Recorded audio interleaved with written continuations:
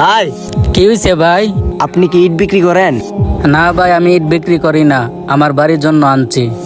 ও আচ্ছা, আমার কাছে একটা ইট বিক্রি করবেন? ও আচ্ছা, ঠিক আছে। এই নাও, আমাকে 10 টাকা দাও। এই নেন 10 টাকা। হুজুর আসসালামু আলাইকুম। ওয়ালাইকুম আসসালাম। আচ্ছা হুজুর, মসজিদের কাজে একটা ইট দান করলে কি হয়? শোনো ভাই, যে ব্যক্তি মসজিদের কাজে একটা ইট দান করবে, আল্লাহ তাআলা তাকে জান্নাতে একটি বাড়ি বানিয়ে দিবে। সুবহানাল্লাহ।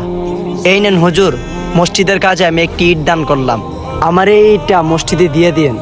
আলহামদুলিল্লাহ আলহামদুলিল্লাহ। আচ্ছা ভাই, আমি এই ইটটা মসজিদে দান করে দিব। আচ্ছা হুজুর, তাহলে গেলাম। আসসালামু আলাইকুম। ওয়ালাইকুম আসসালাম ওয়া রাহমাতুল্লাহি ওয়া বারাকাতুহু। তো বন্ধুরা, আপনারা চাইলে আমার মতো মসজিদে কিছু দান করতে পারেন, আর সবাই আমার চ্যানেলটিকে সাবস্ক্রাইব করে দেন।